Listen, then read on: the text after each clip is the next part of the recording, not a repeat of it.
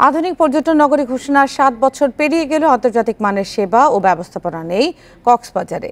প্রয়োজনীয় সুযোগ সুবিধা না থাকায় খাতের কাঙ্ক্ষিত বিকাশ হচ্ছে না বলে মনে করছেন সংশ্লিষ্টরা। সঠিক ব্যবস্থাপনা গড়ে ওঠেনি হাওড়া অঞ্চলের পর্যটনেও। একদিকে বিশ্বের দীর্ঘতম সমুদ্র সৈকত আর অন্যদিকে পাহাড়ের সারি। কক্সবাজারের এমন সৌন্দর্য উপভোগ করতে সারা বছরই লেগে থাকে পর্যটকের ভিড়। বিপুল সম্ভাবনার কারণে ২০১৪ সালে কক্সবাজারের পর্যটনকে বিশ্বমানে উন্নীত করার ঘোষণা দেয় সরকার। তবে এখনও পর্যন্ত গড়ে ওঠেনি আধুনিক সুযোগ সুবিধা। সৈকতের পরিবেশ নিয়েও আছে প্রশ্ন। এখানে দাঁড়ায় আমিও বলবো যে আমার বীজটা পরিষ্কার রাখা উচিত, আমি ওইখানে গিয়ে একটা সিগারেট খেয়ে ফেলে দিব। That is the point. আমরা সবাই তাই করছি। সংশ্লিষ্টরা বলছেন বিশেষ দিবসে কক্সবাজারে সমাগম হয় লাখো পর্যটকের, কিন্তু জেলায় হোটেল, মোটেল ও গেস্ট হাউস আছে মাত্র ৫০। সরকার চাইলে বেসরকারি খাতে যারা বিনিয়োগ করতেছেন তাদেরকে যদি উৎসাহ দেয়, পর্যটন সেক্টরটা আরও অনেক বেশি এগিয়ে যাবে।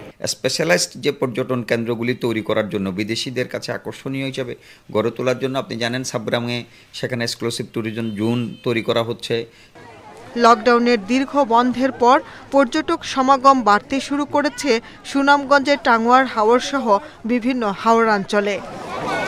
কিন্তু অপরিকল্পিত পর্যটনের কারণে হুমকির মুখে পড়ছে হাওড়াঞ্চলের জীববৈচিত্র্য। অব্যবস্থাপনা রোধে দাবি উঠেছে সুনির্দিষ্ট নীতিমালার। একজনের নৌকা মাঝে খাইয়ে ফালা দিলে তো আমরা ধরে রাখতে পারি না, আর আমরা নৌকার দোকানে যারা বেচে তারা ওই নৌকার মাঝে বেগো বুড়িয়া পরে আমরা পানিতে ডুবাই যাই।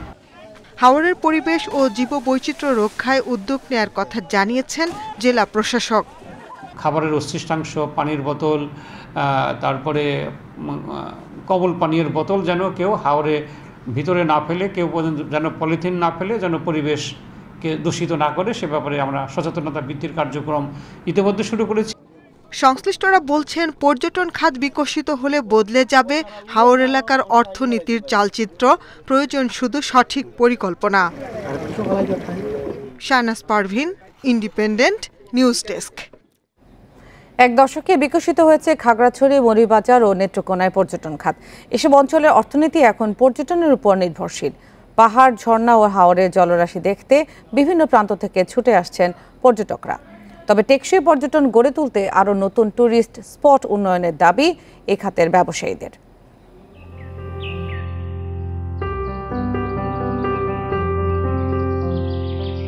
পাহাড়, উপত্যকা, ঝিরি, অসংখ্য ছোট বড় ঝর্ণা, আলুটিলার রহস্যময় গুহাসহ বিভিন্ন পর্যটন কেন্দ্র নিয়েই বৈচিত্র্যময় খাগড়াছড়ি।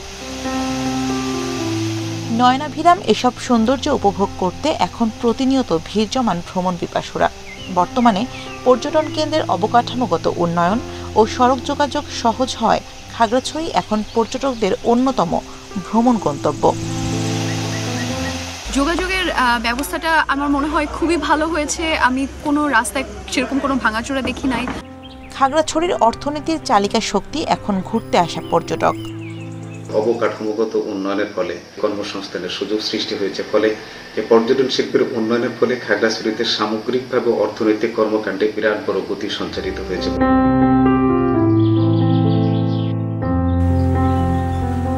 জলজ প্রাণী ও উদ্ভিদের অন্যতম অভয়াশ্রম মৌলভীবাজারের শ্রীমঙ্গলের হাইল হাওর। এই উপজেলায় আরও রয়েছে উঁচু নিচু অগণিত দুর্গম টিলা, পাহাড়। শ্রীমঙ্গলের পরিবহন খাত, হোটেল, রিসোর্ট সহ সবকিছুই এখন পর্যটন শিল্পকে ঘিরে পরিচালিত হচ্ছে। গত ২০ বছরে ট্যুরিজম ব্যবসায় এসেছে পরিবর্তন।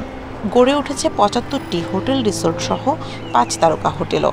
এ খাতে কর্মসংস্থান হয়েছে ১৫,০০০ মানুষের। ট্যুরিজম বোর্ডের মাধ্যমে শ্রীমঙ্গলের কিছু ট্যুর অপারেটর যারা আছেন তাদেরকে আমরা প্রশিক্ষণ দিয়েছি, কিছু ট্যুর গাইডদেরকে প্রশিক্ষণ দেওয়া হয়েছে। ছোট বড় ৮২টি হাওর নিয়ে নেত্রকোনা জেলা। ভ্রমণ পিপাসুদের কাছে দিন দিন জনপ্রিয় হয়ে উঠছে হাওরের মনোরম পরিবেশ। বিস্তীর্ণ হাওরের স্বচ্ছ জলরাশি মুগ্ধ করে সবাইকে, তাই পর্যটকরা ছুটে আসেন সারা বছরই। Shamima Rahman, independent news. পর্যটন পরিস্থিতি নিয়ে আরও জানাতে খাগড়াছড়ি থেকে যোগ দিচ্ছেন সহকর্মী সমীর মল্লিক। সমীর, খাগড়াছড়িতে পর্যটন খাতের সম্ভাবনা কেমন? এখন তো আসলে অনেক মানুষ খাগড়াছড়িতে যায় এবং সরকারের বিভিন্ন পদক্ষেপও আমরা দেখতে পাচ্ছি। কি ধরনের সংকট তারা মোকাবেলা করছেন এবং ব্যবসায়ীরা কি বলছেন?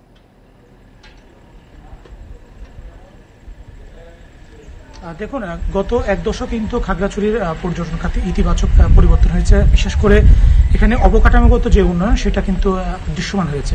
আমি এই মুহূর্তে দাঁড়িয়ে আছি খাগড়াছড়ির প্রধান পর্যটন কেন্দ্র আলুটিলায়। এখানে যদি আমি আপনাকে একটু দেখাতে চাই, এখানে কিন্তু একটা সময় শুধু একেবারে একটা সুড়ঙ্গ ছিল, মানে এটা অর্থাৎ একটা গুহা ছিল। এর বাইরে কিন্তু এখন বেশ কিছু পর্যটন স্থাপনা তৈরি হয়েছে। এখানে পর্যটকদের জন্য একটা দৃষ্টিনন্দন একটা ঝুলন্ত ব্রিজ সেটা তৈরি হচ্ছে। একই সাথে এখানে অন্যান্য যে স্থাপনাগুলো আছে, অর্থাৎ এমপি থিয়েটার, গেস্ট হাউস সহ নানা ধরনের স্থাপনা কিন্তু গড়ে তোলার চেষ্টা হচ্ছে এবং সেগুলোর নির্মাণ কাজও চলমান রয়েছে। আমি যদি আপনাকে দেখাতে চাই, এখানে খাগড়াছড়ি পর্যটন কেন্দ্রে কিন্তু অনেকগুলো এখন এই মুহূর্তে কাজ চলছে। তবে এখানে একটা ব্যাপার হচ্ছে, টেকসই পর্যটন গড়ে তোলার জন্য এখানকার যে স্থানীয় জনগোষ্ঠী, অর্থাৎ যারা এখানে রয়েছেন, যারা কমিউনিটি ট্যুরিজমের যে একটা ব্যাপার রয়েছে, সেটা কিন্তু এখনো পর্যন্ত বিকশিত হচ্ছে না। যে কারণে এখানকার যে মানে পর্যটন যে অর্থনীতি, সেই অর্থনীতির সাথে স্থানীয় জনগোষ্ঠীকে যদি যুক্ত করা না যায়, তাহলে কিন্তু এখানকার যে পর্যটনের যে লভ্যাংশ, সেটা কিন্তু স্থানীয়রা কিন্তু বঞ্চিত হবে। এবং একই সাথে এখানে যে সমস্ত ঝর্ণাগুলো রয়েছে, বিশেষ করে তৈদুছড়া, তুয়ারি, মাইরাং, শিলাচুরি ছড়া, দুর্গম এলাকায় যে ঝর্ণা রয়েছে, সেখানে কিন্তু পর্যটকরা যেতে পারে না অবকাঠামোগত এবং সড়ক যোগাযোগ না থাকার কারণে। তো এখানে যদি সব বয়সী পর্যটকদেরকে নেওয়া যায়, তাহলে কিন্তু টেকসই পর্যটন গড়ে তোলার যে একটা সম্ভাবনা খাগড়াছড়িতে রয়েছে, সেটা কিন্তু বিকশিত হবে। আর এর বাইরে যদি অন্যান্য দুর্গম অঞ্চলগুলো যদি পর্যটনকে বিকশিত করা না যায়, শুধুমাত্র শহর কেন্দ্রিক পর্যটন হয়, তাহলে কিন্তু সেক্ষেত্রে কিন্তু পর্যটকের যে সম্ভাবনা, সেটা পরিপূর্ণভাবে বিকশিত হবে না। পর্যটন খাতের বিষয়ে আরো জানাতে কিশোরগঞ্জের নরসুন্দা লেক সিটি থেকে যুক্ত হচ্ছেন আমাদের সহকর্মী শাহজাহান সাজু। এই যে আসলে মহাপরিকল্পনা রয়েছে, এর মাঝেই কিশোরগঞ্জে পর্যটন বিকাশের সম্ভাবনা কতটুকু, আর এই খাতে কি ধরনের সংকট রয়েছে? কিশোরগঞ্জে পর্যটন সম্ভাবনা বলতে, কিশোরগঞ্জে এখন যে পর্যটন সম্ভাবনার বিষয়টি মানে মানুষের মনে আশা জাগিয়েছে এবং পর্যটকরা আসছে, সেটা হলো কিশোরগঞ্জের হাওড়াঞ্চল। আপনি জেনে থাকবেন হয়তো, কিশোরগঞ্জে 1470 বর্গ কিলোমিটার শুধু হাওড়াঞ্চল রয়েছে।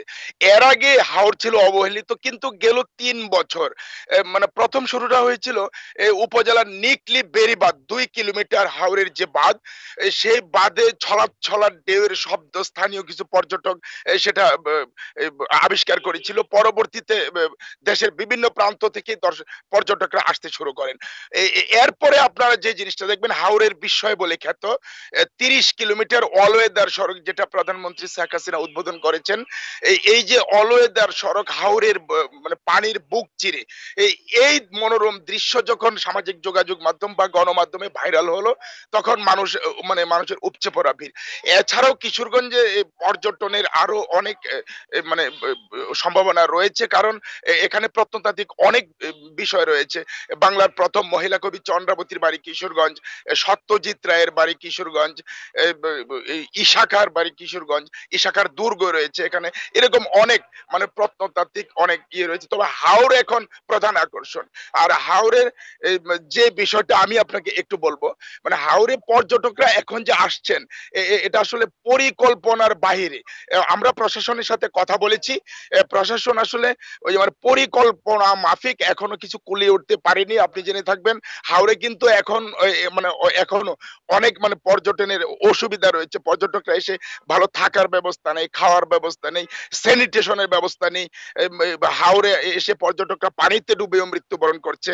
সব মিলিয়ে আসলে মানে পর্যটকদের জন্য সুবিধাজনক এখন পর্যন্ত কিছু হয়ে ওঠেনি। তবে পর্যটকরা যারা আসেন, তারা হতাশ হয়ে যাচ্ছেন। কিশোরগঞ্জের এই পর্যটন খাতকে ধরে রাখতে সরকারি অনেক উদ্যোগের কথা জানিয়েছেন আমাদেরকে জেলা প্রশাসক। হয়তো ভবিষ্যতে পর্যটকদের জন্য যদি কোনো মানে ভালো উদ্যোগ হয়, তাহলে পর্যটকদের সুযোগ সুবিধা হয়, থাকা, খাওয়া বা তাদের চলাফেরা সব মিলিয়ে। আসলে আরেকটা বিষয়, এই যে পর্যটকরা অবাধে আসছেন, এই হাওরের পানি যে মানে বজ্র ফেলে যাচ্ছেন, প্লাস্টিক বোতল, তারপরে আপনার মানে বিভিন্ন ধরনের প্লাস্টিক সামগ্রী ফেলে যাচ্ছে, এগুলি একটা বিষয়। তো সব মিলিয়ে কিশোরগঞ্জে পর্যটকদের জন্য ভালো একটা ব্যবস্থা তৈরি হবে, এরকম আশ্বাস প্রশাসন দিচ্ছেন, প্রশাসক দিচ্ছেন। আর পর্যটকরাও সেই আশায় বুক বাঁধছেন এই মানে কিশোরগঞ্জের এই পর্যটন বিষয় নিয়ে। এই ছিল কিশোরগঞ্জ থেকে আমার কাছে সর্বশেষ। শাহজাহান সাজু জানাচ্ছিলেন কিশোরগঞ্জ থেকে। এ বিষয়ে আরও জানাতে এবার সুনামগঞ্জ থেকে যোগ দিচ্ছেন সহকর্মী জাকির হোসেন। জাকির, 2022 সালের মধ্যে পর্যটন মহাপরিকল্পনার কাজ শেষ করার কথা আমরা একটু আগে জানাচ্ছিলাম। তো সুনামগঞ্জের যারা পর্যটন সংশ্লিষ্টরা রয়েছেন, সুনামগঞ্জের ব্র্যান্ডিং করতে তারা কি কি পরামর্শ দিচ্ছেন?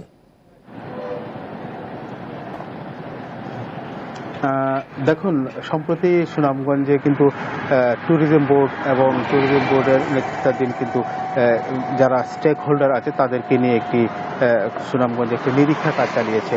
তো নিরীক্ষা কাজ শেষে কিন্তু তারা সাংবাদিকদের সংবাদ সম্মেলন করেছে। তারা যে 20টি সুনামগঞ্জের হাওর অঞ্চলকে নিয়ে ইকো পর্যটন কেন্দ্র করার জন্য 20টি সুপারিশমালা ইতিমধ্যে কিন্তু তারা পেশ করার একটা পরিকল্পনা করেছে। তো এই 20টি যে পরিকল্পনা রয়েছে সেই 20টি পরিকল্পনার মধ্যে কিন্তু বেশ কয়েকটি পরিকল্পনা রয়েছে, সেগুলো হচ্ছে হাওরের সাথে সাংঘর্ষিক, অর্থাৎ হাওরের জীববৈচিত্র্য নষ্ট করে পর্যটন কেন্দ্র কিন্তু চান না সুনামগঞ্জের মানুষ। সুনামগঞ্জের মানুষ চান যে হাওরের জীববৈচিত্র্য ঠিক থাকুক এবং পর্যটন শিল্প বিকশিত হোক। তো আমি কথা বলেছিলাম জেলা প্রশাসক মোহাম্মদ জাহাঙ্গীর হোসেনের সাথে। তিনি আমাকে যেমনটা জানিয়েছেন যে এমন কোনো পরিকল্পনা হাতে নেওয়া হবে না যেখানে হাওরের জীববৈচিত্র্য নষ্ট হয়। তো আসলে আপনি জানেন সুনামগঞ্জে হাওর অধ্যুষিত জেলা এবং এই হাওরকে কেন্দ্র করে কিন্তু বিপুল সংখ্যক পর্যটন কেন্দ্র ইতিমধ্যেই কিন্তু তৈরি হয়েছে। বিশেষ করে আপনাকে যদি বলি, টাঙ্গার হাওর, তারপর হচ্ছে জামালগঞ্জের ফেনারবাগের নলচুন্নি করজ পার্ক। তো এইসব এলাকায় যে পর্যটকরা কিন্তু বিগত অন্যান্য বছরের তুলনায় এই যে এখন যে করোনার পর লকডাউনের পর কিন্তু বিপুল সংখ্যক পর্যটকরা কিন্তু সমাগম হচ্ছে আমরা দেখেছি। কিন্তু পর্যটকরা আসছে টাঙ্গার হাওরে। টাঙ্গার হাওর আপনি জানেন একটি রামসার সাইট সংরক্ষিত এলাকা। এখানে কিন্তু ইঞ্জিন চালিত নৌযান যদিও নিষিদ্ধ, তারপরেও কিন্তু আমরা এখানে দেখেছি ইঞ্জিন চালিত নৌযান তারা ব্যবহার করছে এবং উচ্চ শব্দে তারা মাইক ব্যবহার করা হচ্ছে। তো সার্বিকভাবে বলা যায় যে সুনামগঞ্জের যে পর্যটন কেন্দ্রগুলোকে একটি সুনির্দিষ্ট নীতিমালার মধ্যে নিয়ে আসা হলে হয়তো বা টাঙ্গার হাওর তথা যে হাওর সুনামগঞ্জের যে হাওর অঞ্চল রয়েছে, হাওর অঞ্চলের জীববৈচিত্র্যের উপর একটা হুমকি আসতে পারে। তো এই ছিল আমার কাছে সুনামগঞ্জের পর্যটনের সর্বশেষ খবরাখবর। সুনামগঞ্জের পর্যটন সম্ভাব্যতার বিষয়ে জানাচ্ছিলেন সহকর্মী জাকির হোসেন।